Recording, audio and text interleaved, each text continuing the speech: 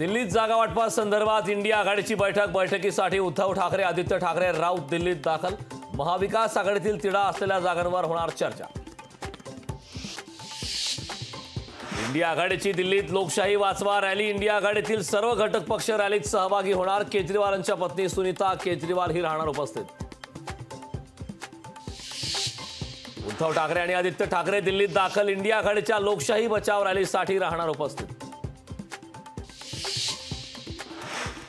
India आघाडीच्या महारॅलीला प्रत्युत्तर म्हणून भाजपकडून मेरठमध्ये जाहीर सभा। सभेच्या माध्यमातून पंतप्रधान नरेंद्र मोदी करणार प्रचाराला सुरुवात। महाराष्ट्रातील भाजपच्या क्लस्टर प्रमुखांची आज बैठक। भाजप प्रदेश कार्यालयात संध्याकाळी 6 वाजता बैठक। बैठकीला देवेंद्र फडणवीस, बावनकुळे राहणार उपस्थित।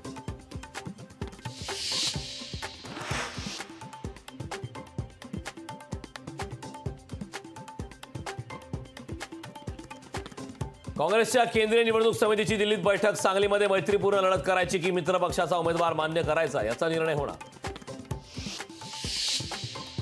राष्ट्रवादी शरद पवार पक्षाकडून 5 उमेदवारांची यादी जाहीर। बारामतीतून सुप्रिया सुळे, शिरूरमधून अमोल कोल्हेंना उमेदवारी, तर निलेश लंके, अमर काळे, भास्कर भगरेंनाही उमेदवारी। बारामतीतून सुनेत्रा पवारांना उमेदवारी जाहीर। बारामतीत सुप्रिया सुळेंविरोधात सुनेत्रा पवार होणार लढत। ठाणे लोकसभेसाठी भाजपकडून संजीव नाईक यांच्या नावाची जोरदार चर्चा। भाजपच्या दाव्यामुळे शिवसेनेमध्ये मात्र चलबिचल। माजी उपपंतप्रधान लालकृष्ण अडवाणी यांना आज करण्यात येणार भारतरत्न पुरस्काराने सन्मानित। राष्ट्रपती द्रौपदी मुर्मू अडवाणींच्या घरी जाऊन करणार पुरस्कार प्रदान।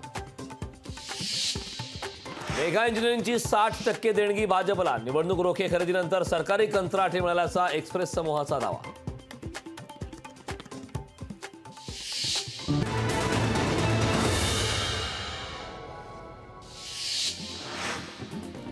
बळवंत वानखेडेंचे उत्पन्न 22 लाख रुपये। वानखेडेंकडून आयकर विवरणात माहिती। ग्रामपंचायत सदस्य ते आमदार, आता लढणार खासदारकीची निवडणूक। छत्रपती संभाजीनगरमधील मराठा समाजाच्या बैठकीत झालेल्या मारहाण प्रकरणी 12 जणांवर गुन्हा दाखल। सुशिक्षितांसह लोकसभेत संधी देण्याची केली होती मागणी। राज्यात बालमृत्यू दरात घट। बालमृत्यू दर 1022 वरून 18 वर। नवजात मृत्यू दराचंही प्रमाण घटलं। राज्यात 10 दिवसात 3 वाघांचा संशयास्पद मृत्यू। गेल्या वर्षभरात सर्वाधिक 52 वाघांचा मृत्यू। वन्यजीव संरक्षण संस्थेच्या अहवालात सविस्तर माहिती। साताऱ्यातील पाटणमध्ये अवकाळी पावसाला सुरुवात। पावसामुळे कलिंगड, काकडी, स्ट्रॉबेरी, आंबा पिकांना मोठा फटका बसण्याची शक्यता। पुणे विमानतळाचा उन्हाळी हंगाम 31 मार्च पासून दिवसाला 200 पेक्षा अधिक विमानाचं होणार उड्डाण, तर पुणे विमानतळावरून 5 ते 6 नव्या विमान सेवा सुरू होण्याची शक्यता। पुणे रेल्वे विभागाचे बुकिंग जूनपर्यंत फुल। उन्हाळ्याच्या सुट्ट्यांमुळे गाड्यांचं तिकीट मिळवण्यासाठी प्रवाशांना तारेची कसरत, तर रेल्वे प्रशासनाकडून जादा रेल्वे गाड्यांचा करण्यात येणार नियोजन। रेल्वेच्या 3 मार्गावर आज मेगा ब्लॉक। देखभाल दुरुस्तीच्या कामानिमित्त मेगा ब्लॉक।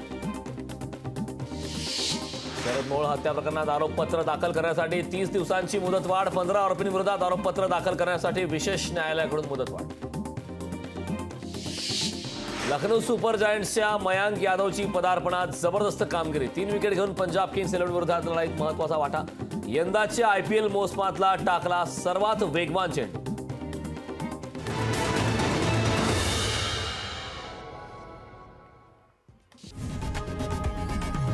लोकशाही मराठी ऐका, पहा, जागरूक रहा।